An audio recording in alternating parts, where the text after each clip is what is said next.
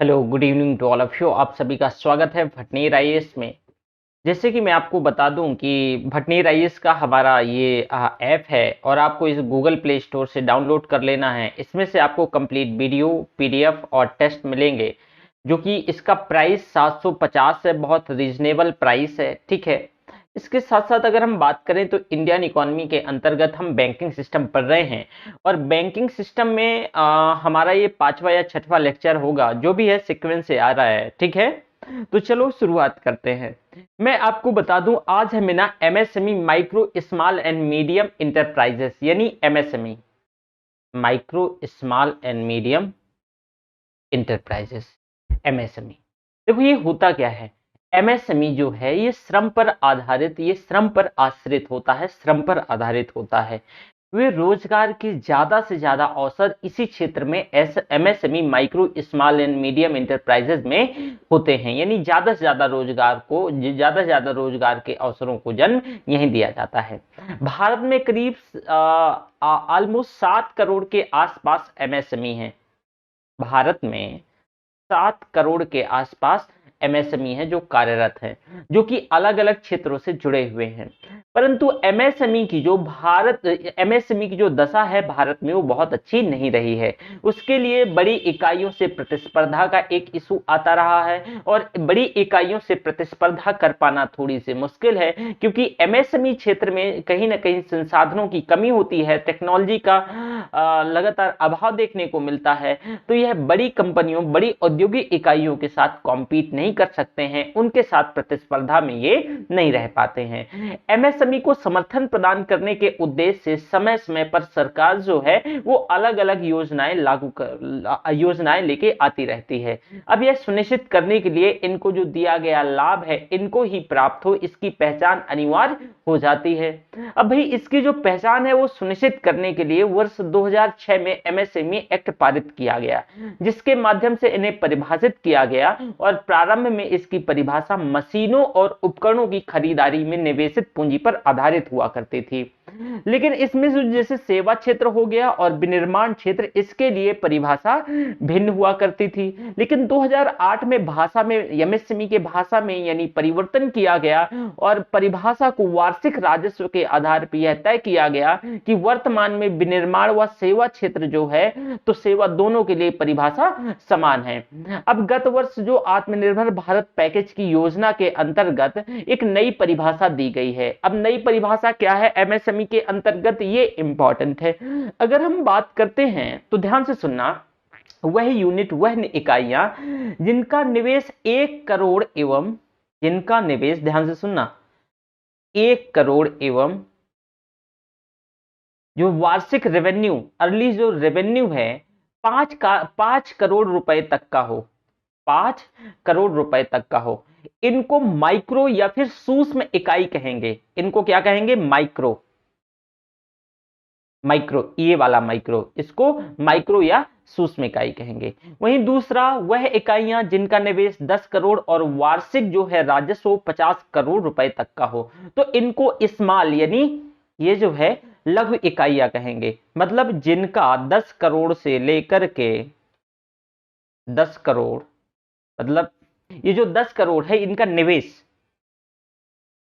निवेश 10 करोड़ तक का हो और जो वार्षिक राजस्व है, रेवेन्यू, वो 50 करोड़ रुपए का हो, 50 सीआर का हो, तो उसको क्या कहेंगे? स्मॉल की श्रेणी में रखेंगे, इसको स्मॉल की श्रेणी में रखेंगे। वहीं तीसरा ये है कि अगर वह यूनिट जिनका निवेश 50 सीआर का हो, 50 करोड़ का हो और जो वार्षिक रेवेन्यू है, अर्ली रेवेन्यू है, वो 250 करोड़ रुपए तक का हो, तब इनको मीडियम इंटरप्राइजेस कहेंगे। मीडियम, मीडियम इंटरप्राइजेस कहेंगे, मीडियम इंटरप्राइजेस कहेंगे। तो वार्षिक राजस्व की गणना में निर्यात से जो प्राप्त आय को सम्मिलित नहीं किया जाएगा। जब वार्षिक राजस्व की गणना होगी तो जो निर्यात है इसको इसमें से शामिल नहीं किया जाता है। और वह इकाइयां जो कि इन तीनों श्रेणी से बाहर है, तीनों श्रेणी में किसी श्रेणी में ना आए, उनको लार्ज इकाई कहेंगे। क्या कहेंगे? लार्ज इकाई कहेंगे। और भारत में कार्यरत जो इकाइयां हैं करीब 99% के आसपास एमएसएमई हैं। भारत में जो इकाइयां कार्यरत हैं कभी करीब 99% के आसपास एमएसएमई हैं। तो आपने देखा कि भाई micro small and medium enterprises है, तो अब तक भारत में ये 7 करोड़ के आसपास हैं, लेकिन इनका जो प्रीवियस इतिहास है वो बहुत सफलतम नहीं रहा, बहुत सफल नहीं दिखता है। इसकी जो पहले परिभाषा है वो डिफरेंट हुआ करती थी, सर्विस सेक्टर और विनिर्माण सेक्टर, मैन्युफैक्चर जो सेक्टर है डिफरेंट हुआ करती थी, लेकिन इसे हाल ही में इसकी परिभाषा में बदलाव करते हुए और ये कहा गया कि भाई वह इकाइयां जिनका मान लो जो निवेश है वो 1 करोड़ से 1 करोड़ तक का हो, और इसमें से ये जो है यानी इसका जो वार्षिक राजस्व 5 करोड़ रुपए तक का हो। ये कितना? पांच एक ईयर में, ठीक है। तो इसको माइक्रो कहेंगे। दूसरा जिसका निवेश 10 करोड़ और जो वार्षिक रेवेन्यू है 50 करोड़ तक का, उसको स्मॉल की कैटेगरी में रखेंगे। और इसमें से ये जो तीसरा है जिसका मान लो निवेश 50 करोड़ तक का और जो इसका वार्षिक रेवेन्यू है वो 250 करोड़ तक का, तब इसको मीडियम इंटरप्राइजेस की श्रेणी में रखेंगे। और जो भारत में कार्यरत एमएसएमई है ये करीब 99% एमएसएमई ही है। जो इस श्रेणी में नहीं आता उसको लार्ज स्केल यानी जो लार्ज यूनिट की लार्ज इकाई कहते हैं। और दूसरी जो यहां सबसे इंपॉर्टेंट बात यह है कि देखो भाई एमएसएमई के अंतर्गत जो माइक्रो स्मॉल मीडियम इंटरप्राइजेस के अंतर्गत मान लीजिए ऐसे फॉर एग्जांपल ऐसे समझिए, आप इसे ऐसे समझिए कि इससे जो क्वेश्चन है वो कैसे बनाए जाएंगे। एमएसएमई से क्वेश्चन आपसे स्टेटमेंट डायरेक्ट दे सकता है कि माइक्रो का मतलब पैमाना क्या है, स्मॉल का पैमाना क्या है, या मीडियम का पैमाना क्या है, ये स्टेटमेंट बना सकता है। इसके साथ साथ इसमें से एक सबसे बड़ी चीज इनके साथ समस्या जो जुड़ी हुई थी, इनका बहुत सफलतम एक इतिहास नहीं रहा है, उसके पीछे संसाधनों की कमी रही है, ठीक है। तो ये भी स्टेटमेंट दे सकता है। देखो जो एक्चुअल में अगर हम यूपीएससी की बात करें तो यूपीएससी देखो स्टेट सिविल सर्विस जो है वो डायरेक्ट क्वेश्चन पूछ लेता है, लेकिन यूपीएससी इसके इंटरप्रिटेशन से क्वेश्चन पूछता है, हमेशा ध्यान दीजिएगा, ठीक है। चलो अगला हमें पढ़ना है प्रधानमंत्री जनधन योजना। प्रधानमंत्री जनधन योजना, जनधन योजना, प्रधानमंत्री जनधन योजना। देखो भाई ये भी वित्तीय समावेशन के लक्ष्य को प्राप्त करने के उद्देश्य से सरकार के द्वारा जारी किया गया एक प्रभावशाली प्रयास के तौर पे से देखा जा सकता है। देखो वित्तीय समावेशन क्या है मैं ऑलरेडी बता चुका हूं।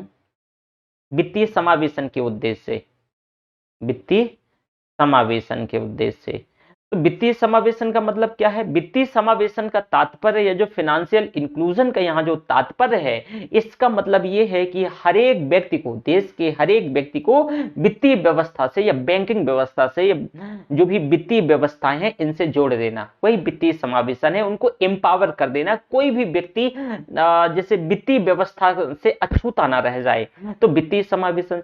तो प्रधानमंत्री जनधन योजना भी ये जो वित्तीय समावेशन है इसी के उद्देश्य को फुलफिल करने के लिए यह योजना लॉन्च करी गई थी।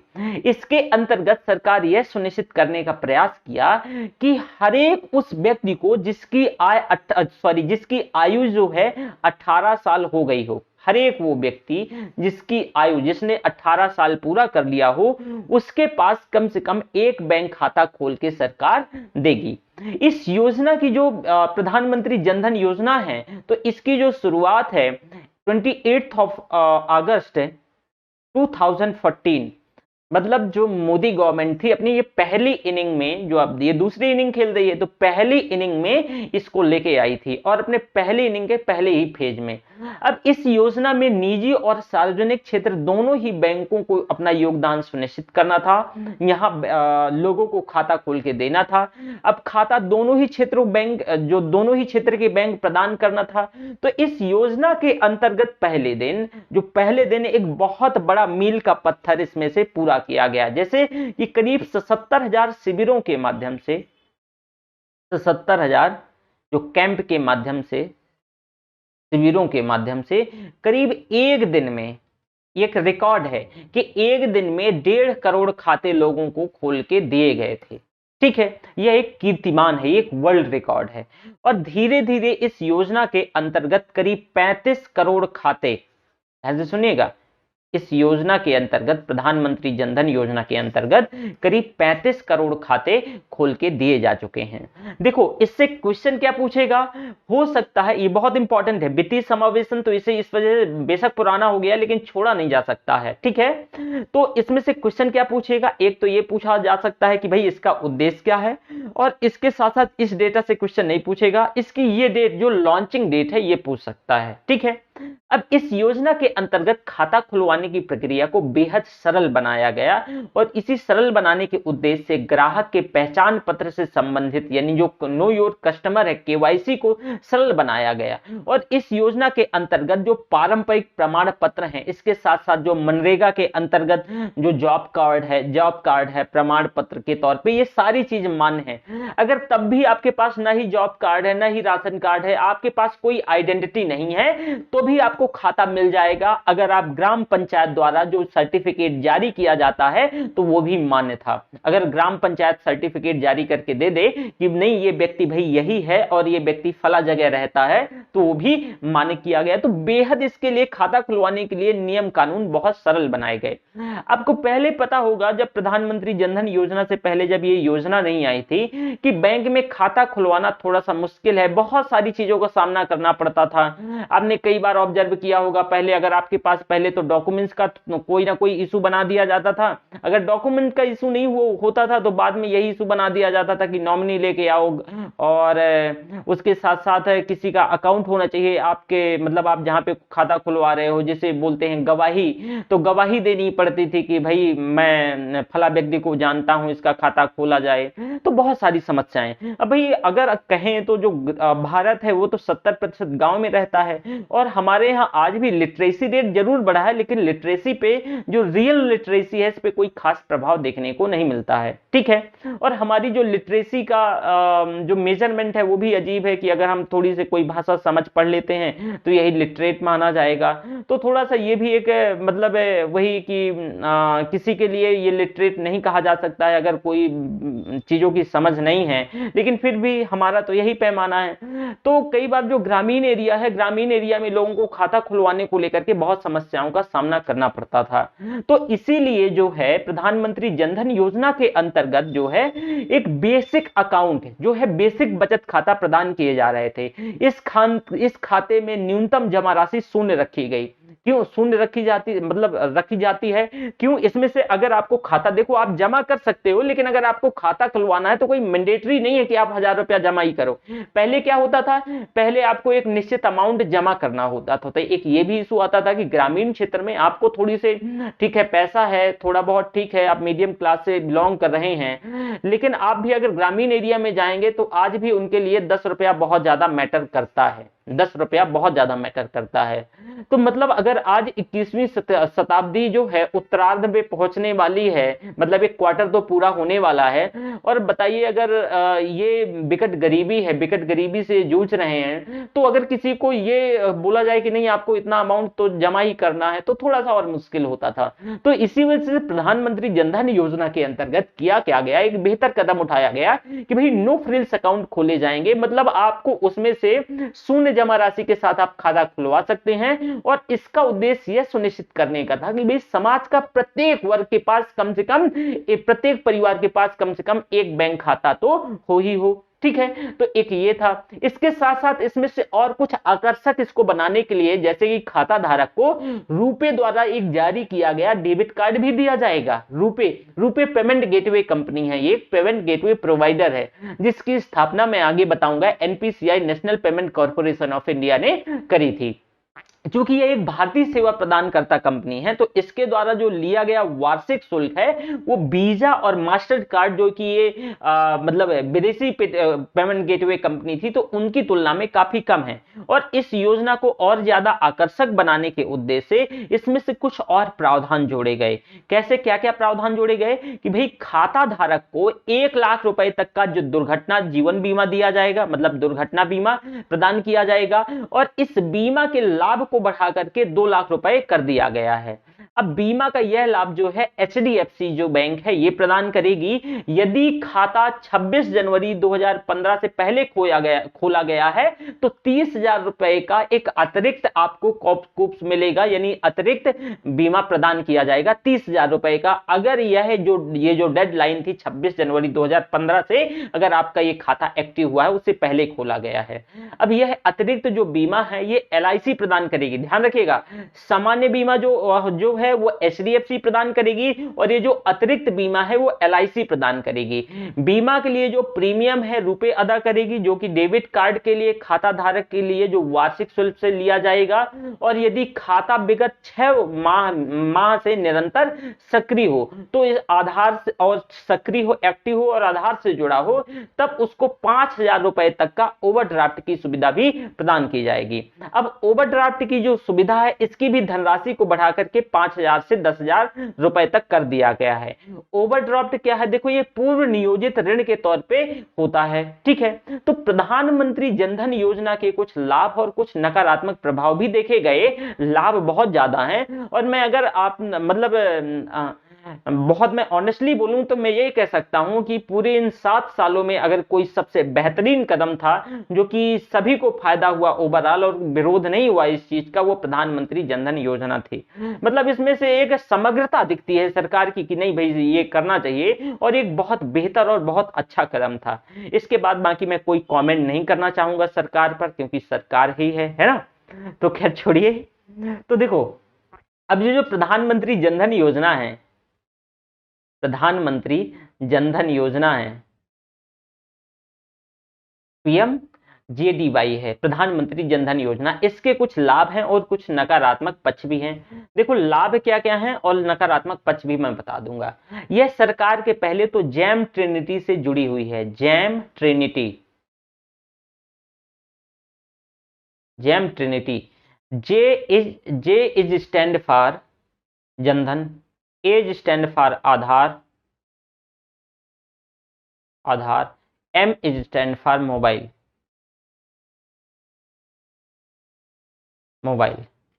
अब देखो भाई ये जो जनधन, ठीक है, ये आधार मोबाइल, मतलब आपका जो ये खाता हो ये आपके आधार और मोबाइल से जुड़ा हुआ हो, ठीक है। तो J is stand for Jan Dhan को संबोधित करता है, A is stand for Aadhaar को संबोधित करता है, M is stand for mobile को संबोधित करता है। यहां उद्देश्य प्रत्येक व्यक्ति को बैंक खाता उपलब्ध करवाने का है ताकि गवर्नमेंट के द्वारा जो दिया जाने वाला लाभ है वो डायरेक्ट डीबीटी के माध्यम से, डायरेक्ट बेनिफिट ट्रांसफर के माध्यम से डायरेक्ट लाभार्थी तक पहुंचे। इससे क्या होगा कि जैसे आपको एक उड़ीसा में राजीव गांधी जी ने एक स्टेटमेंट दिया था, आपको शायद याद होगा, हालांकि उस टाइम तो मैं भी नहीं था और आप भी नहीं रहे होंगे, लेकिन आपने सुना होगा। तो राजीव गांधी जी ने एक स्टेटमेंट दिया था उड़ीसा में और उनने ये स्टेटमेंट दिया था कि भाई जो पैसा है एक्चुअल में जो हम वेलफेयर पे खर्च कर रहे हैं, तो जो लाभार्थी को पहुंचते पहुंचते वो महज 100 रुपया अगर वहां से जाता है तो महज उसे 9 रुपया ही या उससे कम पहुंच पाता है, इससे ज्यादा नहीं पहुंच पाता। अब समझिए कि अगर कोई भी 90% रुपया अगर बीच में ही जो है वो एक तरीके से रुक जाए या मतलब ले लिया जाए, तो ये तो एक मतलब जो गरीबी के लिए, जो गरीबी उत्थान के लिए, गरीबों के उत्थान के लिए, गरीबी उन्मूलन के लिए जो सरकार ख्वाब देखती है, तो ये तो बहुत मुश्किल हो जाएगा। तो एक बड़ा अच्छा कदम था कि भाई जैसे कि एलपीजी सब्सिडी हो गया, बहुत सारी ऐसी चीजें हो गई, ठीक है, जो सब्सिडी मिलती है। अब जैसे कि किसानों को एक प्रधानमंत्री किसान सम्मान निधि के अंतर्गत अगर पैसा आ रहा है तो एक डायरेक्ट उनके अकाउंट में ट्रांसफर हो रहा है, तो जो बीच में लीकेज था वो लीकेज इससे खत्म हो गया। तो इसका एक सबसे बड़ा और सबसे बेहतर लाभ तो यही हम कहेंगे, ठीक है, क्योंकि डायरेक्ट सीधे लाभार्थी तक ये पहुंचता है। यहां मोबाइल को इसलिए जोड़ा गया ताकि जो जानकारी को आदान प्रदान, जो कम्युनिकेशन है वो हो सके, मतलब सूचना का आदान प्रदान हो सके और इसकी जानकारी सुनिश्चित की जाए। अब जनधन योजना जो है लोगों में जमा करने की प्रवृत्ति को जन्म देगी। ऑब्वियस है कि अगर मान लो पहले आपके पास अकाउंट नहीं होता था तो आपके पास घर में पैसा रखा रहता था, और जब घर में पैसा रखा रहता था तो आपने कई बार ऑब्जर्व करा होगा कि आपको खर्च हो जाता था। क्योंकि आपके पास अकाउंट नहीं होता था, या फिर आप किसी को दे देते थे तो पैसा मार दिया जाता था, मतलब लोग खा जाते थे। लेकिन अब क्या है कि आपके पास कम से कम अकाउंट है, तो आप, अगर आपके पास सरप्लस में, अधिशेष में पैसा है, तो आप अपने अकाउंट में जमा कर सकते हो। तो आपके अंदर एक टेंडेंसी पनपी जमा करने की। और भाई अब बैंक में पैसा जमा करोगे तो बैंक के पास तो पैसा जाएगा, उसका एनडीटीएल का हिस्सा बनेगा, और बैंक का उद्देश्य क्या है, पैसा दे करके ज्यादा से ज्यादा लाभ कमाना। तो आपका पैसा वो थर्ड आदमी को देगी, दूसरे आदमी को देगी, और उससे क्या है कि इंटरेस्ट चार्ज करेगी। अब दूसरा आदमी क्या करेगा, मांग को जन्म देगा। जब वो मांग को जन्म देगा तो आप बताइए, जो प्रोडक्शन है, सप्लाई है, इसको अलर्ट पहुंचेगा कि नहीं पहुंचेगा? बिल्कुल पहुंचेगा। और जब अलर्ट पहुंचेगा तो वही आर्थिक समृद्धि को भी जन्म दिया जा सकेगा। ठीक है। इसके साथ साथ अगर हम बात करें तो इसमें से, जैसे कि जिसमें से जो घरों में पड़ा पैसा है वो बैंकिंग व्यवस्था के माध्यम से अर्थव्यवस्था में पहुंचेगा, और इसके बाद इससे बहुत सारे लाभ होंगे। लाभ के प्रत्यक्ष हस्तांतरण के माध्यम से संसाधनों का जो दुरुपयोग है वो रुक जाएगा, जो एक्चुअल में लाभार्थी है उसको पहुंच जाएगा। बीमा जो है सामाजिक सुरक्षा सुनिश्चित करेगा, जो प्रधानमंत्री जनधन योजना के अंतर्गत 2 लाख का बीमा जो कि रुपए के अंतर्गत एचडीएफसी देगा, और जो 30,000 का अतिरिक्त बीमा है वो एलआईसी देगा। उन लोगों को ये अतिरिक्त बीमा की सुविधा है जिनका खाता 2015-26 जनवरी से पहले खुल गया था। तो इससे क्या होगा कि लेन देन को बढ़ावा, मतलब सामाजिक सुरक्षा भी है सुनिश्चित की जाएगी, और इसके साथ साथ बिना नगद के लेन देन को बढ़ावा भी देगी। इससे कर की चोरी को रोका जा सकेगा, और अधिविकर्ष की जो सुविधा है वो संस्थागत ऋण की प्राप्ति करेगी। मतलब जो अधिविकर्ष की जो सुविधा है, इससे संस्थागत ऋण की भी प्राप्ति होगी। अब इसके साथ साथ इसमें से आप ये देखोगे कि जो खोले गए खातों में से एक बड़ी संख्या में इसके, ये तो आपने प्रॉफिट देख लिया, ठीक है, ये आपके प्रॉफिट थे। अब लॉसेस, इससे मतलब इसके नेगेटिव इंपैक्ट क्या देखने को मिले? देखो, खातों की संख्या बहुत संख्या, मतलब 35 करोड़ मायने रखता है। तो बड़ी संख्या में खाते खोले गए, और सबसे बड़ी चीज है कि ये डीएक्टिव हो गए, निष्क्रिय हो गए। तो वे बैंकों के लिए घाटे का भी सौदा बन गए, घाटे का कारण बन रहे हैं। खाता धारकों की संख्या इस योजना के कारण अचानक से बढ़ गई, परंतु जो बैंकिंग सुविधाएं उसी दर में नहीं बढ़ी हैं। तो बैंकों में जो कर्मचारियों की संख्या भी उस गति से नहीं बढ़ी, जिसके कारण बैंकिंग व्यवस्था पर अकस्मात जो है भार बढ़ा है। तो एक इसका ये है भाई नेगेटिव इंपैक्ट था। तो आपने प्रधानमंत्री जनधन योजना का डेट याद रखिएगा, और इसमें जो है ओवरड्राफ्ट की सुविधा जो कि अब 10,000 हो गई है, और इसका मतलब इसके अंतर्गत जिनका भी खाता होता है वो रुपे कार्ड दिया जाता है, जो डेबिट कार्ड होता है। इसको जो है पेमेंट गेटवे कंपनी, यानी जो एनपीसीआई ने रुपे की ही स्थापना करी थी, ठीक है, ये पेमेंट गेटवे कंपनी है, ठीक है। तो ये आपने देखा प्रधानमंत्री जनधन योजना के अंतर्गत। दूसरा जो सबसे इंपॉर्टेंट है, और यहां से क्वेश्चन स्टेट सिविल सर्विस मतलब अक्सर पूछता रहा है, वो नचिकेत मोर समिति के सुझाव, नचिकेत मोर समिति के सुझाव, भुगतान बैंक और लघु वित्तीय बैंक, भुगतान बैंक और लघु वित्तीय बैंक।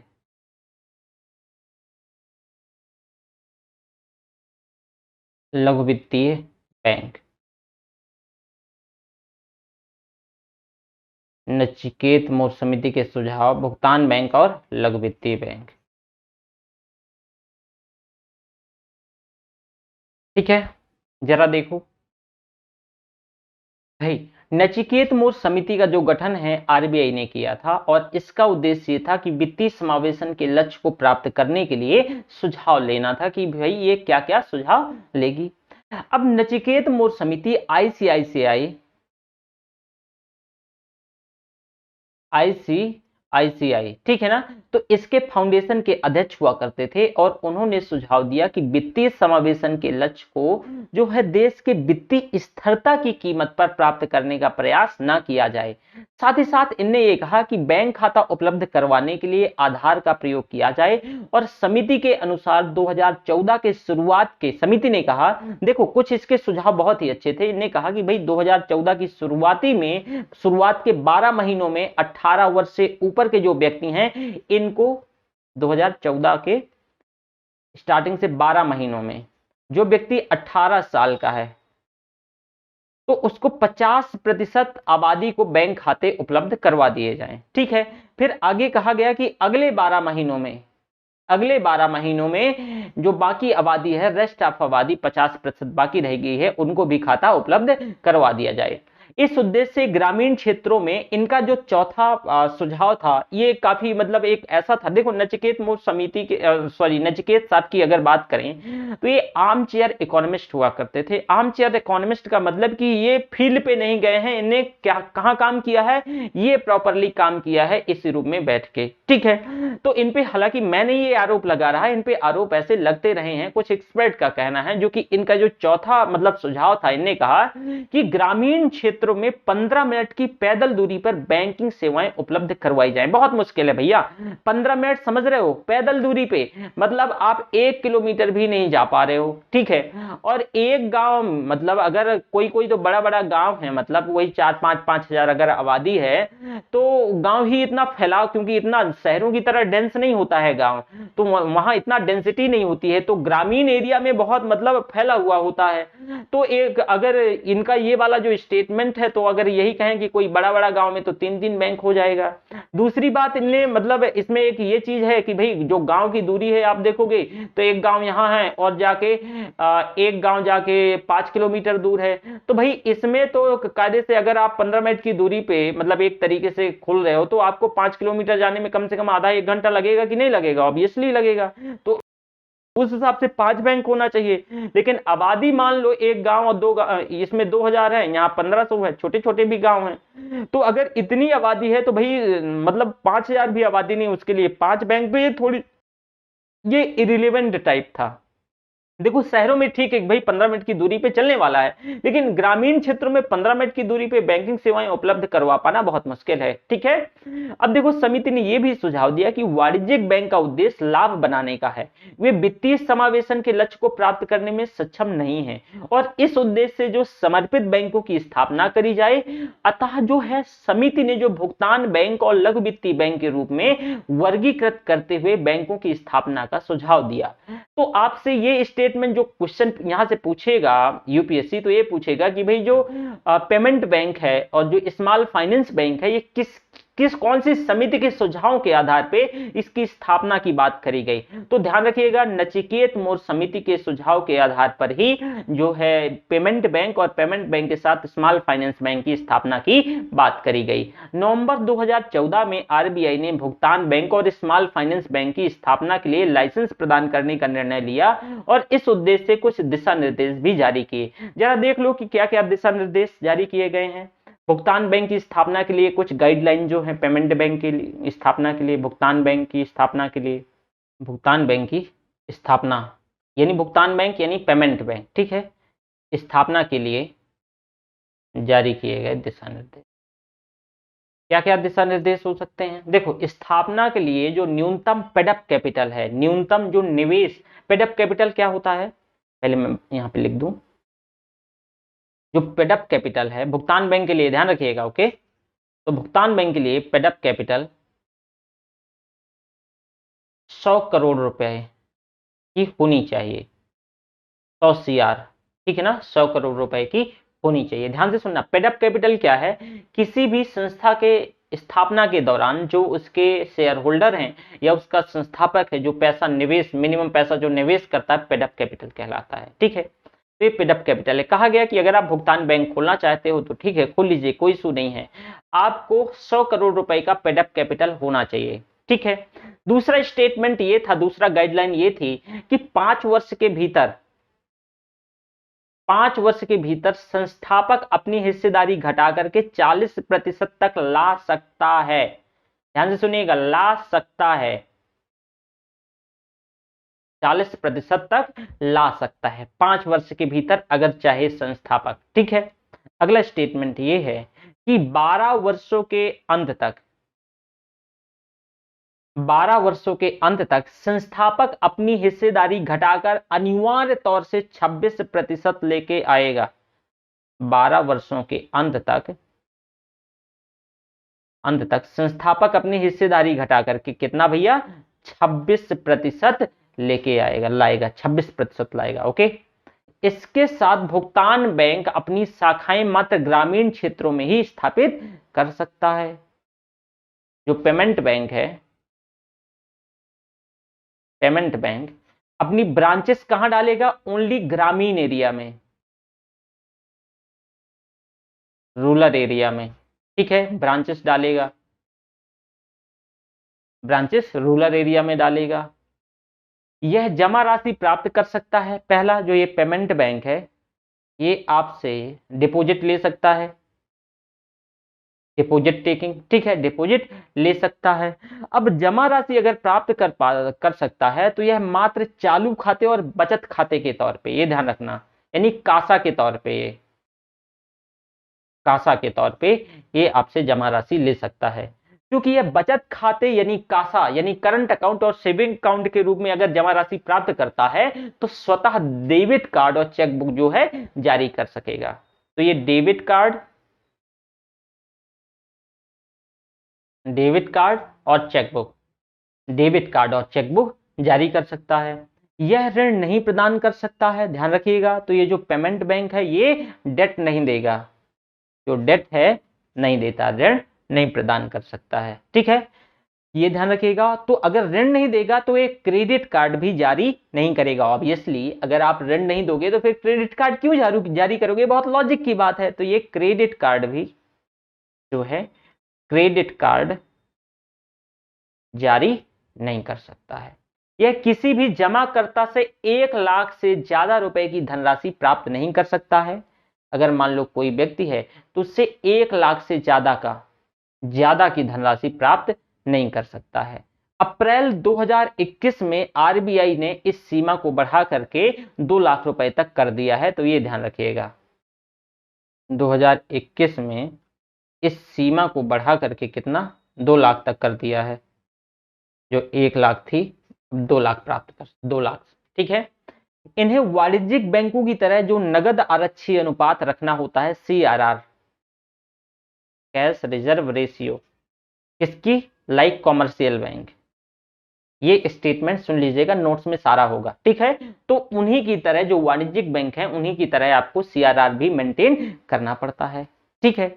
इसके साथ साथ इसमें से मैं आपको बता दूं कि उन्हें जमा राशि का, ध्यान से सुनिएगा, NDTL का, NDTL, अब NDTL में यहां आप वो वाला अकाउंट जो है फिक्स्ड अकाउंट और रिकरिंग अकाउंट मत कंसीडर करना, क्योंकि मैं पहले ही बता चुका हूं कि यहां जो जमा राशि लोग जमा करेंगे वो 2 ही अकाउंट कासा के अंतर्गत, CA stand for current account and CASA, और SA stand for saving account. तो इसी के अंतर्गत, तो मान लो इसमें जितना भी रुपया जमा है, फॉर एग्जाम्पल कि आपने 100 रुपया जमा किया, पब्लिक ने 100 रुपया जमा किया कासा के अंतर्गत, तो जमा राशि पर इसको 75%, ध्यान से सुनना, 75% SLR मेंटेन करना पड़ेगा।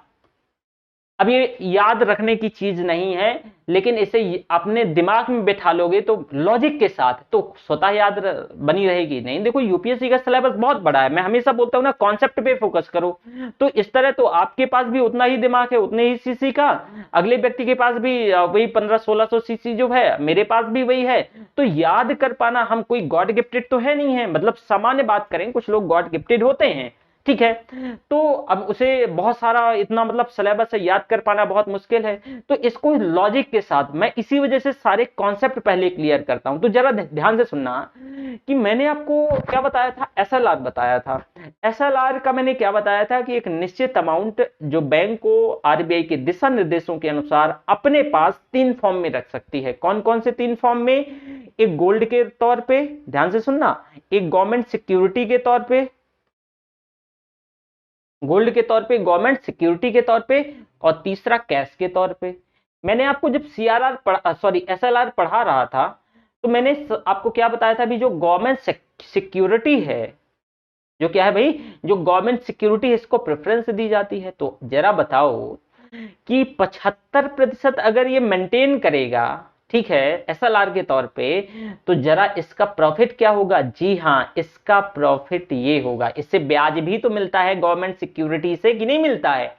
मान लो कि गवर्नमेंट सिक्योरिटी जैसे कि सरकार ने आरबीआई के बिहाफ पे जारी करवाया, तो सरकार को आपने 75% पैसा दे दिया, तो सरकार आपको ब्याज देगा कि नहीं देगा? वही आपका प्रॉफिट होगा।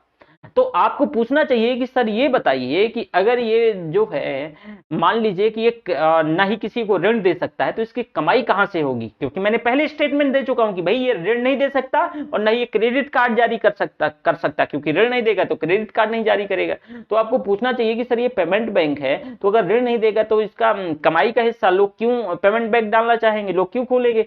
तो यहां आपके दिमाग आना चाहिए कि भाई आपको जो पैसा है मेंटेन करना है 75% गवर्नमेंट सिक्योरिटी के तौर पे, सरकारी प्रतिभूतियों के तौर पे रखा जा सकता है और जो प्राप्त ब्याज इनका एक आय का एक स्रोत होगा तो इसमें ब्याज भी तो मिलेगा। तो ये जो ब्याज है किसे जाएगा, ये बैंक को जाएगा और बैंक आपको भी ब्याज देगा देगा। तो अब समझ आ गया इसका एक्चुअल में एप्लीकेशन, यहां से स्टेटमेंट बनाएगा और आप यहां से सोचेंगे कि अरे यही स्टेटमेंट बना देगा कि इसका फायदा, तो आपके दिमाग में अब बैठ जाएगा। अब आपको याद रख मतलब एक बार जैसे देख लिया तो बस हमेशा याद रहेगा कि अच्छा कि भाई इसका प्रॉफिट क्या है और ये कैसे मेंटेन करता है इन सारी चीजों को। ठीक है, कुल जमा राशि का शेष भाग 75% मान लो यहां हो गया 100 रुपए में, तो कुल जमा राशि का जो है शेष भाग जो रेस्ट ऑफ अमाउंट है भुगतान बैंक अपने पास नहीं रख सकता है, भुगतान बैंक पेमेंट बैंक अपने पास नहीं रख सकता है। इसका एक हिस्सा ध्यान से सुनना, जो भुगतान बैंक है ना वो एक हिस्सा किसी वाणिज्यिक बैंक में अपना खुद खाता खुलवाएगा, तो एक हिस्सा करंट अकाउंट के तौर पे, एक हिस्सा चालू खाते के तौर पे रखेगा और अन्य हिस्सा वाणिज्यिक बैंक जो है एफडी करवा देगा, अपना ही एफडी करवा देगा। तो भाई ये करंट अकाउंट मतलब आप पैसा कभी भी निकाल सकते हो करंट अकाउंट के तौर पे। अब मान लो कि आप 2 लाख रुपया किसी पेमेंट बैंक में जमा किए हो, आपने तुरंत मांग करी, तो ये करंट अकाउंट भी अपना खुलवा के रखता है, वहां से आपको लाके दे देगा। ठीक है, और एक हिस्सा ये अपना एफडी यानी मियादी जमा राशि के तौर पे से रखना होगा और ये आय का उसका दूसरा स्रोत होगा। भाई एफडी में अगर आप एफडी करवा के रखोगे तो ये पैसा आपको इंटरेस्ट वापस मिलेगा कि नहीं मिलेगा, तो ये आय का दूसरा स्रोत होगा। ओके, अभी समाप्त नहीं है पेमेंट बैंक, अभी और सुनते जाइए। इसलिए बोला करता हूं ना कि पीपीटी के पीछे मत भगिए, नोट्स मिल जाएगा, पहली चीजों को समझिए। पीपीटी में तो क्या है कि जो लिखे हैं चीजें उन्हीं को आगे वो कर दो, बाकी छोड़ो। तो देखो, अब जो भुगतान बैंक है बीमा कंपनी और म्यूचुअल फंड कंपनियों के लिए एजेंट का भी ये काम कर सकती है। जो बीमा कंपनी है म्यूचुअल फंड कंपनी है उनके लिए एजेंट का काम कर सकती है। एजेंट को क्या मिलता है, कमीशन, तो इनसे वो कमीशन मतलब प्राप्त कर सकती है। परिचालन के व्यय को कम करने के उद्देश्य से प्रौद्योगिकी का प्रयोग वो ज्यादा से ज्यादा करेंगे, टेक्नोलॉजी का यूज ज्यादा से ज्यादा करेंगे ताकि जो ऑपरेशनल कास्ट है वो इनकी कम रहे। हालांकि भुगतान बैंक के लिए लाभ के अवसर अत्यंत सीमित थे, तो उनके लिए जो बने रह पाना काफी मुश्किल था। इसी कारण से रघुराम राजन और केसी चक्रवर्ती के बीच एक विवाद उत्पन्न हुआ और केसी चक्रवर्ती जी का मानना यह था कि भाई भुगतान बैंक अपना अस्तित्व बनाए नहीं रख सकेंगे। प्रारंभ में ही कई सारे इच्छुक निवेशक जो भागीदार थे वो अपने लाइसेंस त्याग दिए और कई अन्य जो है बाद में असफल भी हो गए, विफल हो गए। तो भारत में स्थापित जो पहली जो भुगतान बैंक है वो एयरटेल भुगतान बैंक है। ध्यान ये भी सुन लीजिएगा, एयरटेल भुगतान बैंक। भारतीय डाक को भी भुगतान बैंक की स्थापना के लिए लाइसेंस दिया गया है और इसे इंडिया पोस्ट पेमेंट बैंक कहा जाता है। जो है मतलब मैंने क्या बोला कि जो भारतीय डाक है ना तो इसको भी भुगतान बैंक की स्थापना के लिए लाइसेंस दिया गया है, इसी को इंडिया पोस्ट पेमेंट बैंक, भारतीय डाक को India post payment bank, post payment bank. Okay, तो इसमें क्या क्या पूछा जा सकता है कि कौन सी कमिटी ने रिकमेंड किया था भुगतान बैंक की स्थापना के लिए, पहला भुगतान बैंक है कौन, और दिशा निर्देशों में कोई भी उठा के पूछ लेगा तो ध्यान रखिएगा। ठीक है, अगला देखो, अगला है लघु वित्तीय बैंकों की स्थापना यानी स्मॉल फाइनेंस बैंक जो हैं, स्मॉल फाइनेंस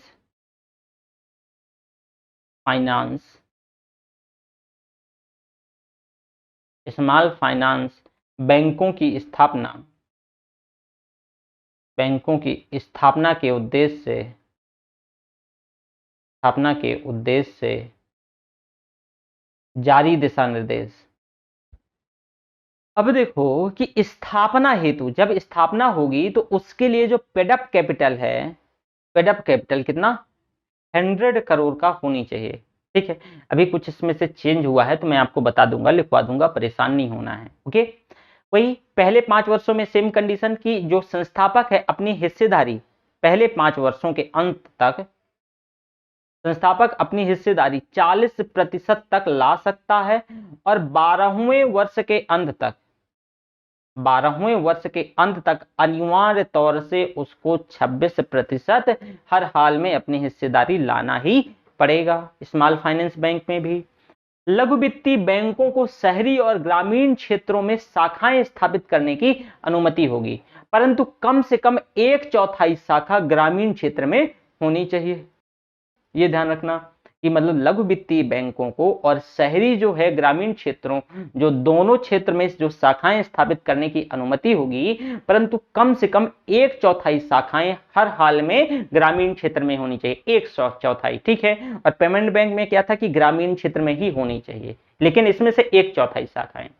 अब वे किसी भी प्रारूप में एक चीज और सुनिएगा पेमेंट बैंक के बारे में। पेमेंट बैंक की देखो जो कस्टमर केयर है ना, जो सेवा प्रदान करने वाली, जैसे कि कोई कम्युनिकेशन जो है, ये अपना ऑफिस जो है वो अर्बन में सेटअप कर सकता है, लेकिन ब्रांचेस कहां खोलेगा पेमेंट बैंक? वो सिर्फ और सिर्फ रूरल एरिया में, ग्रामीण क्षेत्र में। तो ये ध्यान रखिएगा, अगर आपसे पूछ ले कि कस्टमर केयर जो ऑफिस होते हैं तो वो भी रूरल एरिया में, तो जी नहीं, वो अपना अर्बन में कहीं भी सेटअप कर सकता है जहां उसको कम्युनिकेशन ठीक सारा सब कुछ मिल जाए। ठीक है। इसके साथ साथ मैंने क्या बताया कि जो लघु वित्तीय बैंकों को शहरी और ग्रामीण क्षेत्रों में दोनों शाखाएं स्थापित करने की अनुमति होगी, परंतु कम से कम 1/4 शाखाएं इसको हर हाल में इसी एरिया में खोलना पड़ेगा। और वे किसी भी प्रारूप में जो जमा राशि प्राप्त कर सकते हैं वे डेबिट कार्ड और चेक बुक दोनों के रूप में जारी कर सकते हैं। जो जमा राशि है डेबिट कार्ड और चेक बुक। ठीक है। तो डेबिट कार्ड और चेकबुक के तौर पे, और ये वाणिज्यिक बैंकों की तरह सीआरआर और एसएलआर भी मेंटेन करेंगे। कॉमर्शियल बैंक की तरह सीआरआर और SLR, statutory liquidity ratio, cash reserve ratio, जैसे वाणिज्यिक बैंकों को मेंटेन करना है उतना ही इन्हें भी मेंटेन करना पड़ेगा। अगला, इनके लिए जो टर्म्स एंड कंडीशन है स्मॉल फाइनेंस बैंक के, अपने दिए हुए ऋण का 75%, अगेन सुनिएगा, अपने दिए हुए ऋण का 75% प्रायोरिटी सेक्टर लेंडिंग करनी पड़ेगी। प्रायोरिटी सेक्टर लेंडिंग पढ़ाया था ना मैंने कि ये जो प्रायोरिटी सेक्टर लेंडिंग जो वो क्षेत्र है जो मतलब देखिए ग्रोथ के लिए सारे क्षेत्र इंपॉर्टेंट होते हैं। तो प्रायोरिटी सेक्टर जो है ये वल्नरेबल सेक्टर होते हैं जिनमें से बैंक या कोई भी वित्तीय संस्थान इन क्षेत्रों में पैसा देने से कतराता है। तो जो ये प्रायोरिटी सेक्टर लेंडिंग में क्या करना पड़ेगा, प्राथमिकता वाले क्षेत्रों में, ताकि इसमें 75% पैसा आपको लेंड करना पड़ेगा। ठीक है। मतलब ये इसके लिए टर्म्स एंड कंडीशन है। इनके द्वारा जो दिया गया ऋण है, कुल ऋण का 50%, ध्यान से सुनना, इनके द्वारा जो दिया गया कुल ऋण है, कुल ऋण का 50% हिस्सा कुछ इस प्रकार से ऋण के रूप में जाना चाहिए कि किसी भी एक ऋणी को 25 लाख रुपए से ज्यादा की धनराशि प्राप्त ना हो। मतलब 50% हिस्सा, मान लो इनने कोई पैसा देते हैं तो उसका 50% हिस्सा कुछ इस प्रकार से जाना चाहिए कि किसी एक व्यक्ति को 25 लाख से ज्यादा पैसा ना जाए। ठीक है। सितंबर 2019 में आरबीआई ने लघु वित्तीय बैंकों के संदर्भ में कुछ दिशा निर्देशों में संशोधन भी करिए। अब जैसे दिशा निर्देशों की संशोधन की बात करें तो जो पेडअप कैपिटल मैंने बताया था कि भाई 100 करोड़ होनी चाहिए थी, अब जो पेडअप कैपिटल है 200 करोड़ की होगी। पेडअप कैपिटल कितनी, 100 करोड़ से 200 करोड़ की होगी। अब 12 वर्षों का याद है, तो 12 वर्षों के अंत तक संस्थापक को अपनी हिस्सेदारी घटा करके कितना 26% लाना पड़ता था, लेकिन अब 15 वर्षों के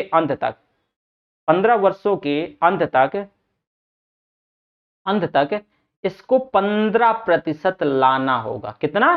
15%। इच्छुक आवेदक लाइसेंस के तौर पे कभी भी आवेदन कर सकता है। जो इच्छुक निवेशक है लाइसेंस के तौर पे कभी भी आवेदन कर सकता है।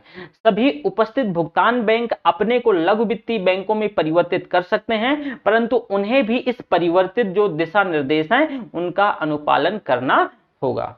लघु वित्तीय बैंकों में विदेशी निवेश से संबंधित नियम वाणिज्यिक बैंकों के ही जैसे होंगे, जैसे कि मैंने वाणिज्यिक बैंकों के लिए बताया था कि भाई क्या दिशा निर्देश, जो अगर विदेशी निवेश से संबंधित प्राइवेट बैंकों के लिए, सार्वजनिक क्षेत्र के बैंकों के लिए मैंने डिटेल बात करी थी अपने पिछले से पिछले लेक्चर में।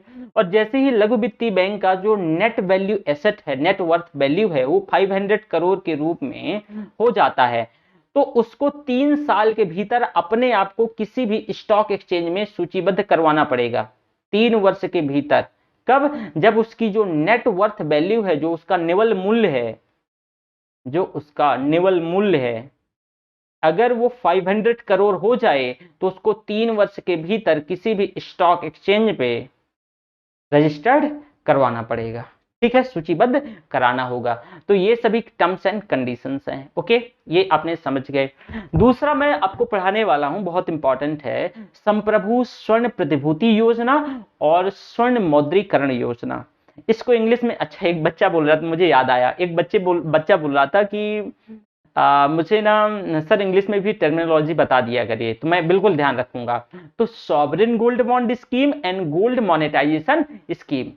ठीक है, क्या है ना कि इकोनॉमी की जो है टर्म्स थोड़ी सी हिंदी में क्लिष्ट हैं और इंग्लिश में थोड़ा सा आसान है ना। तो चलो, सॉवरेन गोल्ड बॉन्ड स्कीम, इसी वजह से मैं अपनी भाषा में समझाने का प्रयास करता हूं, मैं कभी क्लिष्ट भाषा या किताबी भाषा में नहीं समझाता। ये sovereign gold bond scheme and gold monetisation scheme, and gold monetisation scheme, यानी संप्रभु लिख देता हूं हिंदी में भी, नहीं हिंदी वाले बच्चे भी तो बोलेंगे ही, हिंदी वाले ही हैं हालांकि, लेकिन बोलेंगे कि अच्छा आप तो हिंदी में ही लिखना आप भूल रहे हो, है ना। संप्रभु स्वर्ण प्रतिभूति और स्वर्ण मौद्रीकरण योजना, संप्रभु स्वर्ण प्रतिभूति योजना और स्वर्ण मौद्रीकरण योजना। देखो जरा ये क्या होता है, इन दोनों को देख लो, इससे क्या फायदा और ये एक्चुअल में है क्या। देखो भाई, संप्रभु स्वर्ण प्रतिभूति और स्वर्ण मौद्रीकरण योजना को 2015 में लागू किया गया है। यह दोनों ही योजनाएं भौतिक तौर से सोने के आयात को कम करने के उद्देश्य से, विदेशी मुद्रा के पलायन को रोकने के उद्देश्य से इन दोनों योजनाओं को लाया गया। पहले ये योजनाएं क्यों लाई गई, ध्यान से सुनिएगा। अगेन मैं सेम स्टेटमेंट बोल रहा हूं। मैंने ये कहा कि ये दोनों योजनाएं, संप्रभु स्वर्ण प्रतिभूति योजना, स्वर्ण मौद्रीकरण योजना यानी sovereign gold bond scheme and gold monetisation scheme, जो हम विदेशों से गोल्ड का आयात करते हैं, ठीक है, तो उसको रोकने के लिए, और जब हम आयात करते हैं तो हमारे फॉरेक्स से, फॉरेन रिजर्व से जो विदेशी मुद्रा है उसका भी पलायन होता है।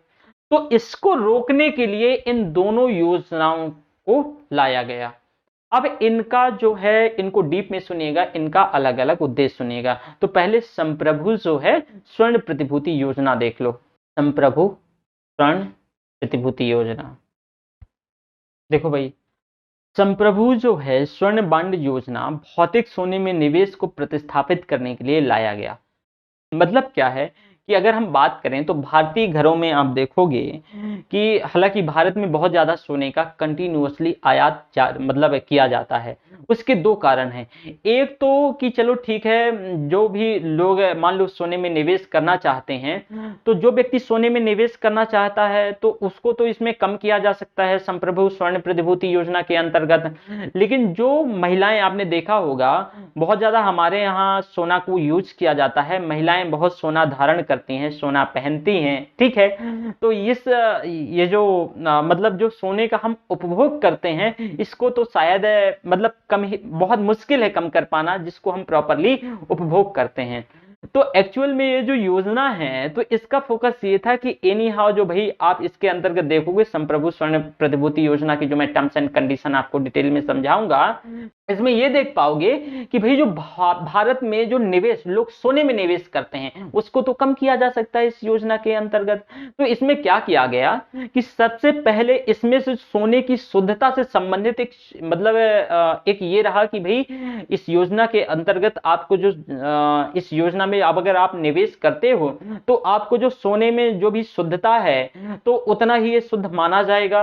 इसमें से देखो संप्रभु जो है, संप्रभु स्वर्ण प्रतिभूति योजना के अंतर्गत भौतिक सोने में निवेश को प्रतिस्थापित करने का उद्देश्य तो था ही, और भौतिक सोने में निवेश से कई सारी जो मतलब जो भौतिक सोने में जो व्यक्ति निवेश करता है तो उससे कई सारी चुनौतियां भी तो थी। एक चुनौती तो जैसे कि मैंने अभी आपको बताया कि भाई इसमें से इसकी जो सुरक्षा से संबंधित चुनौती थी, दूसरी ये थी कि शुद्ध जो सोना है तो सोने की शुद्धता से संबंधित एक चुनौती थी। यदि इसे किसी भी लॉकर में भी रखा जाता है तो रख रखाव के कारण इसमें से पैसा खर्च होता है, ऐसा तो है नहीं कि रख रखाव नहीं होता, तो पैसा खर्च होता है। वहीं दूसरी तरफ यदि इसे घर में रखा जाता है तो इसकी सुरक्षा को लेकर के भी जो चैलेंजेस वो बढ़ जाते हैं, चुनौतियां बढ़ जाती हैं। अगर बॉन्ड के तौर पे सोने में निवेश जो अगर आप करते हो तो एक अच्छा विकल्प माना जा सकता है। मान लो कि फॉर एग्जांपल की कोई व्यक्ति है, ए नाम का व्यक्ति है, और ये व्यक्ति सोने में निवेश करना चाहता है, भौतिक सोने में, लेकिन अगर हम इसको भौतिक सोने के बराबर कोई प्रतिभूति लाके दे दें, और सोने के साथ साथ मैंने क्या समस्या बताया, एक इसके ओरिजिनलिटी को लेकर के यानी शुद्धता को लेकर के, और दूसरा क्या है कि भाई सुरक्षा को लेकर के, तो लोग किसमें निवेश करना चाहेंगे, स्वर्ण प्रतिभूति योजना में। अब भाई जो स्वर्ण प्रतिभूति योजना के अंतर्गत क्या क्या प्रावधान थे और इसमें से क्या क्या बात करी गई, देखो भाई यह जो बॉन्ड है, यह स्वर्ण प्रतिभूति योजना, प्रतिभूति वर्ड जोड़ा है ना, ये मतलब जो सॉवरेन गोल्ड बॉन्ड स्कीम है ये एक बॉन्ड है। तो स्वर्ण प्रतिभूति योजना ये जो बॉन्ड है आरबीआई भारत सरकार से अनुमति प्राप्त करके जारी करती है। पहला कंडीशन तो ये है कि जो रिजर्व बैंक ऑफ इंडिया है, बैंकों का बैंक, ये गवर्नमेंट ऑफ इंडिया से अनुमति प्राप्त करके जारी करती है। दूसरा है कि इस बॉन्ड पर सोने की मात्रा के तौर पे एक फेस वैल्यू मुद्रित होती है। फॉर एग्जांपल कि जैसे कि ये मान लो कि ये बॉन्ड है तो इसमें से एक फेस वैल्यू लिखा होगा, सोने की जो है मात्रा, तो सोने की मात्रा के तौर पे इस पे फेस वैल्यू, फॉर एग्जांपल कि मान लो 1 ग्राम सोना है, चलो 10 ग्राम मान लेते हैं, मान लो 10 ग्राम सोना का मूल्य 50,000 है, तो इसमें से अगर मान लो कि आप 10 ग्राम सोने का इसमें से 10 ग्राम सोने में निवेश वहां करना चाहते थे, तो आप 10 ग्राम सोने का अगर मान लो कि ये प्रतिभूति बॉन्ड खरीद रहे हो तो इसमें से उसकी मात्रा के बराबर इसमें फेस वैल्यू क्या है, फेस वैल्यू मुद्रित होगी। मान लो 50,000 इसमें से ये पैसा मुद्रित होगा, ठीक है। अब 1 ग्राम या उसके गुणज के तौर पे ये होता है, ध्यान रखिएगा, इसमें आप जो निवेश कर सकते हो 1 ग्राम और उसके गुणज में, मतलब 1.5 नहीं हो सकता है, 1 2 3 समथिंग, मतलब अनंत तक, ठीक है। अब इस बॉन्ड को वाणिज्यिक बैंक, जो भी कॉमर्शियल बैंक हैं, डाकघर और स्टॉक एक्सचेंज के जरिए बेचे जा सकते हैं। एक व्यक्ति को वाणिज्यिक बैंक, डाकघर और स्टॉक एक्सचेंज के जरिए, मतलब ये जो बॉन्ड सॉवरेन गोल्ड बॉन्ड है, इसमें निवेश कर सकता है। एक व्यक्ति, अविभाजित परिवार और इसके साथ साथ विश्वविद्यालय ट्रस्ट ये भी बॉन्ड खरीद सकता है, मतलब आप इंडिविजुअल हैं तो भी खरीद सकते हैं, अविभाजित जो परिवार है वो भी खरीद सकता है, और जो विश्वविद्यालय है वो भी खरीद सकता है। अब एक वित्तीय वर्ष में एक व्यक्ति को या फिर अविभाजित परिवार को कम से कम 1 ग्राम का बॉन्ड और ज्यादा से ज्यादा 4 किलो तक का बॉन्ड खरीद सकता है। अगर मान लो एक इंडिविजुअल पर्सन है या एक मतलब एक फैमिली है, ज्वाइंट फैमिली है, अविभाजित परिवार यही हुआ ना, तो ज्वाइंट फैमिली है, तो ये जो मिनिमम कितना 1 ग्राम, 1 ग्राम और मैक्स 4 केजी, मैक्स 4 केजी इतने का ये बॉन्ड खरीद सकता है, ठीक है। इसके साथ साथ एक विश्वविद्यालय या कोई ट्रस्ट एक वित्तीय वर्ष में कम से कम 1 ग्राम बॉन्ड और ज्यादा से ज्यादा 20 केजी बॉन्ड खरीद सकता है। एक यूनिवर्सिटी या फिर कोई ट्रस्ट मिनिमम वही 1 ग्राम और मैक्सिमम 4 ग्राम, मैक्सिमम 4 ग्राम, ओके। तो ये भी ध्यान रखिएगा, सॉरी 4 ग्राम कह रहा हूं, मैक्सिमम 4 केजी नहीं, यहाँ पे 20 KG, I am again sorry, 20 KG, ठीक है। 4 ग्राम में क्या होगा, 20 केजी, तो ये मैक्सिमम है यूनिवर्सिटी और ट्रस्ट के लिए। अब बॉन्ड पर जो है जो मूल्य होगा वह भौतिक सोने के मूल्य पर आधारित होगा, परंतु यहां मुद्रित मूल्य जो है विगत सप्ताह के अंतिम 3 कार्य दिवस का औसत मूल्य लागू होगा। ये ऐसा इस वजह से होता है, कभी कभी मान लो कि भारत में ही बात करें, अगर पॉलिटिकल अनरेस्ट हो जाए या पॉलिटिकल अनस्टेबिलिटी हो जाए तो अचानक से मार्केट मुंह के बल गिरेगा। तो भाई जो व्यक्ति अगर उस दिन निवेश कर रहा है तब तो उसका बड़ा लॉस हो जाएगा। तो इसमें क्या किया जाएगा, उस दिन, उसके एक दिन पहले और उसके एक दिन पहले, मतलब 3 दिन का एक एवरेज निकाला जाएगा और उस एवरेज के अकॉर्डिंगली उसमें से जो फेस वैल्यू है वो मूल्य पर आधारित होगा। अब यदि जो बॉन्ड है नगद में खरीदा जाए, अगर आप चाह रहे हो कि भाई बॉन्ड को नगद में खरीदना है तो 20,000 रुपए तक की ही खरीदारी नगद में कर सकते हो, अन्यथा आप उससे ज्यादा की खरीदारी नगद में नहीं कर सकते हो। यदि बॉन्ड की खरीदारी ऑनलाइन भुगतान के माध्यम से की जाती है तो प्रत्येक ग्राम बॉन्ड की खरीदारी 50 रुपए की छूट दी जाएगी, इस वजह से कि ऑनलाइन को भी बढ़ावा दिया जा सके, इससे डिजिटलाइजेशन को, और दूसरा ये कि जो लोग ब्लैक मनी को इसमें निवेश ना कर पाए। क्यों? क्योंकि सोने पे, जो भौतिक सोने पे निवेश करता है, ज्यादा से ज्यादा निवेश ब्लैक मनी का होता है। तो अगर ऑनलाइन भुगतान करोगे तो ब्लैक मनी को तो आप नहीं कर सकते हो। तो एक ये रहा। अब बॉन्ड का जो मूल्य है वो भौतिक सोने के मूल्य के आधार पर परिवर्तित होता रहता है, जैसे भौतिक सोना परिवर्तित होता रहता है, परंतु निवेश की प्रारंभिक धनराशि पर यानी 2.5% का ब्याज दिया जाएगा और ये जो ब्याज होगा इसकी जो वार्षिक दर है इसे अदा करके 2 हिस्सों में 6 माह में अदा किया जाएगा। तो इसमें ये भी एक बेहतर चीज है कि भाई जो आपको देखो, सोने का तो रेट फ्लैक्चुएट होता रहेगा, वो तो मिलेगा ही, साथ में आपको यहाँ पे इंटरेस्ट मिल रहा है। ये दूसरी आकर्षक चीज है कि जो बॉन्ड है तो भौतिक सोने के मूल्य के आधार पे ये परिवर्तित हो रहेगा। ये आपका एक फायदा तो है ही, जैसे कि अगर आप सोने में निवेश करते तो वैसे ही परिवर्तित होना था, मतलब अगर सोने में निवेश करते तो वैसे बॉन्ड को भी कन्वर्टेबल बना दिया गया है। लेकिन इसको और आकर्षक बनाने के लिए क्या कहा गया है कि भाई जो आप निवेश करोगे तो 2.5 यानी 2.5% का आपको ब्याज दिया जाएगा और यह ब्याज की वार्षिक दर है। इसे अदा जो है 2 हिस्सों में और 6 माह पे किया जाएगा। तो 2 हिस्सों में और 6 माह पर किया जाएगा। यदि बॉन्ड को वापस किया जाए या फिर बेचा जाता है तब इसमें जो उत्पन्न पूंजी लाभ कर नहीं लिया जाएगा, परंतु ब्याज जो है तो ब्याज पर कर लागू होगा। अगर मान लो बेचते हो तो जो कैपिटल गेन टैक्स है, एक बहुत आकर्षक दूसरी चीज इसमें लगाई गई, तो वो आपसे टैक्स नहीं लिया जाएगा, लेकिन हाँ जब आप इंटरेस्ट जो बनाएंगे उस पर जरूर लिया जाएगा। अब बॉन्ड को बैंक या वित्तीय संस्थानों के पास गिरवी रख करके निवेशक इसके बदले ऋण भी ले सकेगा, उतना ही फ्लैक्चुएट, मतलब इसको लिक्विड बनाया गया है जितना कि आपका सोना है, और बैंक भी इस बॉन्ड को अपने एसएलआर के तौर पे दिखा सकेगा। मान लो कि आपने इसे गिरवी रखा है तो बैंक के पास ये अगर है तो बैंक भी इसको क्या है, एसएलआर के तौर पे मेंटेन कर सकती है, दिखा सकती है।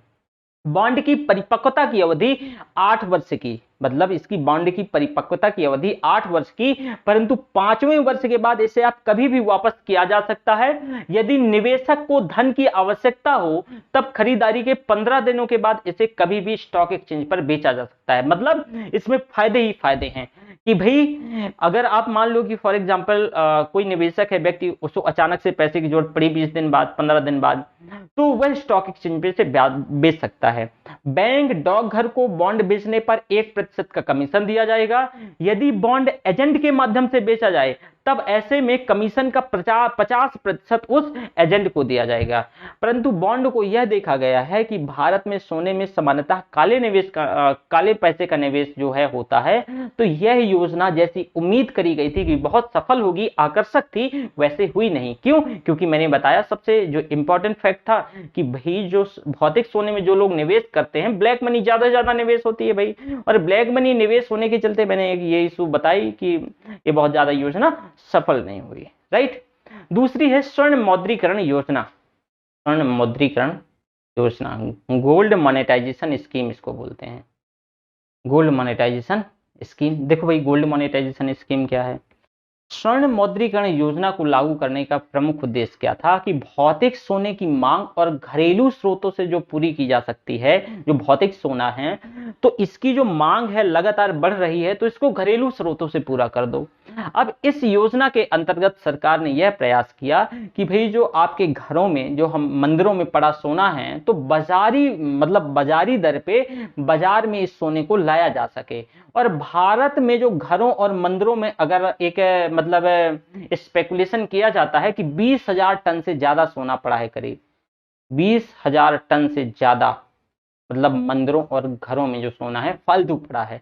तो अगर सोने को अगर हम मार्केट में ले आए, तो जो मांग है, जो निवेश, मतलब जो लोग जेन्युइन वाकई में निवेश करना चाहते हैं, मतलब ब्लैक मनी वाला नहीं, तो उनको थोड़ा बहुत इससे क्या हो जाएगा कि हम घरेलू जो उनकी मांग है, हम अपने घरेलू जो हमारे पास सोना पड़ा है उससे पूरा कर सकेंगे।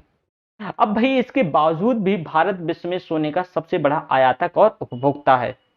इस योजना के अंतर्गत एक व्यक्ति, एक मंदिर किसी भी वाणिज्यिक बैंक में अपना स्वर्ण मौद्रीकरण खाता खुलवा सकेगा, और इस खाते में प्रारंभ में कम से कम 30 ग्राम सोना जमा करना होता है। अगर आप खाता खुलवाते हो, मान लो आपके घर में सोना पड़ा है, तो एक खाता खुलवा लो आप किसी भी कॉमर्शियल बैंक में, और उसमें से आपको कम से कम 30 ग्राम सोना जमा करना पड़ता है। इसको घटा करके हाल ही में 10 ग्राम भी कर दिया गया है, ठीक है, 10 ग्राम कर दिया गया है। जमा करने की इसकी अधिकतम कोई सीमा नहीं है, आप कितना भी जमा कर सकते हो, आपके पास जितना भी है। यद्यपि सोना किसी भी प्रारूप में जमा किया जा सकता है, परंतु जमा किए गए सोने को गला करके बार में परिवर्तित कर दिया जाएगा। और इस योजना के अंतर्गत 3 प्रकार के खाते खुलवाए जाएंगे। एक तो खाता ऐसा होगा कि जिसको 1 वर्ष से लेकर के 3 साल तक की परिपक्वता की अवधि होगी, जो एक खाते की 1 साल से लेकर के 3 साल तक की परिपक्वता की अवधि होगी। दूसरा ऐसा होगा 5 वर्ष से लेकर के 7 वर्ष तक की परिपक्वता की अवधि होगी। और तीसरा होगा 12 वर्ष से लेकर के 15 वर्ष तक परिपक्वता की अवधि होगी। पहले खाते में जमा किया गया सोना उस बैंक की देयता अर्थात जमा राशि के तौर पे देखा जाएगा। बैंक को जो सोना मिलेगा उसे बैंक आभूषण के व्यापारियों को भी बेच देगी। इसके साथ इससे प्राप्त धनराशि का जो प्रयोग है बैंक उपभोक्ता को ऋण देने के उद्देश्य से करेगी।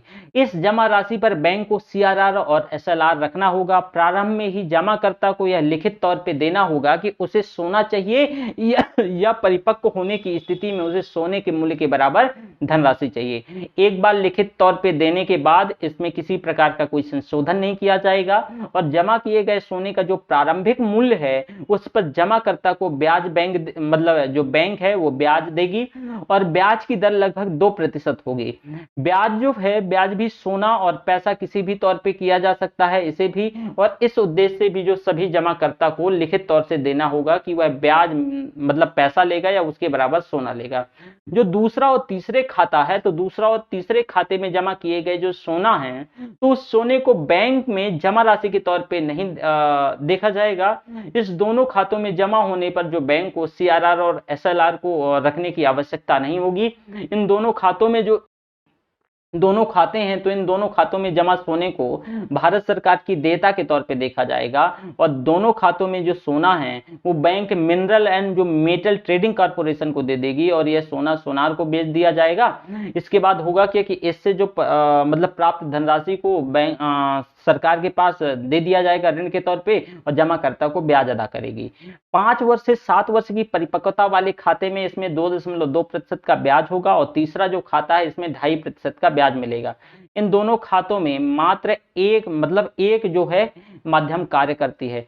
फरवरी 2021 में जो है रिवैम्ड जो मौद्रीकरण योजना शुरू की गई है, और इसका उद्देश्य भारतीय घरों में जो पड़ा सोना है करीब 22,000 टन अपयुक्त सोने को अर्थव्यवस्था में लाना है। इसी उद्देश्य से सोना जमा करने की जो न्यूनतम सीमा है इसको 30 ग्राम से घटा करके 10 ग्राम कर दिया गया है, और इसके अंतर्गत स्वर्ण आभूषण भी जमा किए जा सकते हैं। सभी सरकारी बैंकों की कम से कम 1/3 शाखा को सोना जमा किए जाने की भी सुविधा सभी नगरों में दी गई होगी। तो ये सारी चीजें हैं जो स्वर्ण मौद्रीकरण योजना है। इसके अंतर्गत हम ना जो कल थोड़ा बहुत और देख लेंगे, वैसे ये मोर देन सफिशिएंट है, इससे ज्यादा नहीं पूछा जाएगा, ठीक है। तो कल ना हम 80:20 स्कीम भी देखेंगे कि 80:20 स्कीम क्या है, और फिर हम आगे चले जाएंगे डोमेस्टिकली सिस्टमेटिकली इंपॉर्टेंट बैंक और एनबीएफसी को देख लेंगे। ठीक है, इसमें से मैं कल ही आपको जो है ग्लोबली सिस्टमेटिकली इंपॉर्टेंट बैंक बता दूंगा, और इसके साथ साथ जो है डोमेस्टिकली सिस्टमेटिकली इंपॉर्टेंट बैंक और एनबीएफसी के बारे में हम कल डिस्कस डिटेल से कर लेंगे। ठीक है, थैंक यू वेरी मच, आज यहीं तक रखते हैं। ओके।